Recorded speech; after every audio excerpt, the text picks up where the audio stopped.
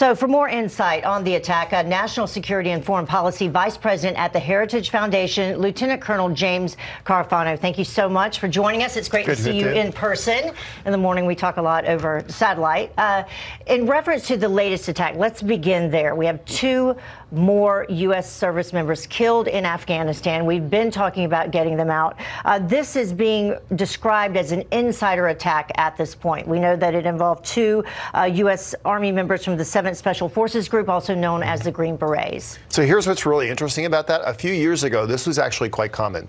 They call it blue on blue. So friendly forces, Afghan American forces or other allied forces winding up shooting at each other, whether it was engineered or whatever, mostly by the Taliban. But then a couple of things happened. One is we all got much better at dealing with this, adopting procedures to limit this kind of stuff. 2, the Afghan military actually got much more professional. So we see less uniforms loose, less people running around.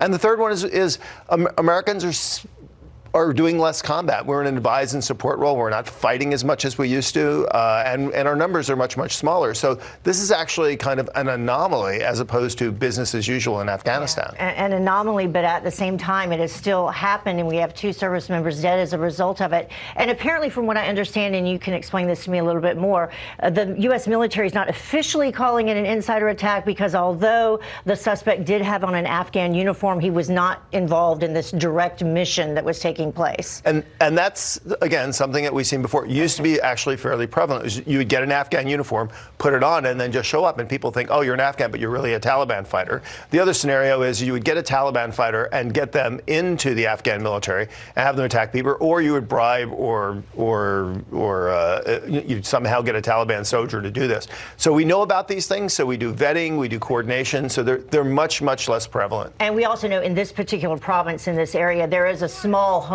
of ISIS fighters, about 500 or so located there. So we still don't know at this point who's claiming responsibility for the attack. Yeah, and this is like really crucial. Yeah. Why are the Taliban at the negotiating table? Because they know they can't win.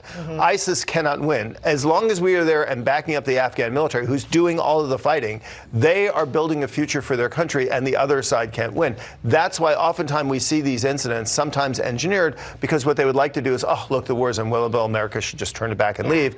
That's exactly the wrong message to take away. Well, that leads me into my next question, because NATO, of course, now considering leaving Afghanistan at the same time. We know that President Trump has promised to remove our troops from there, and we heard Trey Ying's talking about the latest numbers, about 13,000 or so still there. But you think that we should stay there? Well, I think one is NATO will leave when we leave. Okay. We're going to go in. We went in together. We'll come out together.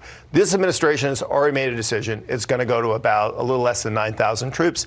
That's about the right number to sustain advise and assist missions and do counterterrorism. It's the number that was there when the president came in office. They've already made that decision, and they've already decided that regardless of how the peace talks come out, those troops will stay there until the Taliban have actually proven that the levels of violence have gone down and that the country is stable. So, in a sense, the decisions are already cooked. The president's already made the right choice. And as tragic as incidents like they are, they won't take the president off his course. Our prayers, of course, with all of those family members impacted by this. But then finally, there are some successes that we need to talk about in terms of President Trump and his campaign, the latest being yet another terrorist successfully killed. Yeah, these are very important. I think not calling it a war on terrorism anymore makes perfect sense. But they're out there trying to reconstitute that infrastructure, do the kinds of things like they did before.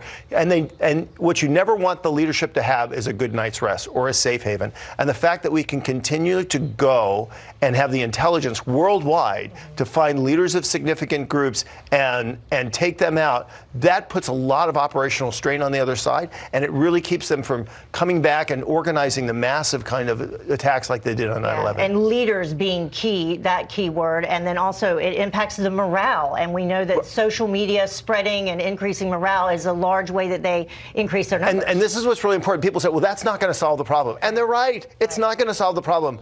But it's a key component of keeping the threat under control, and we have to keep doing it. All right, James, thank you so much. Great to see you. Thank you.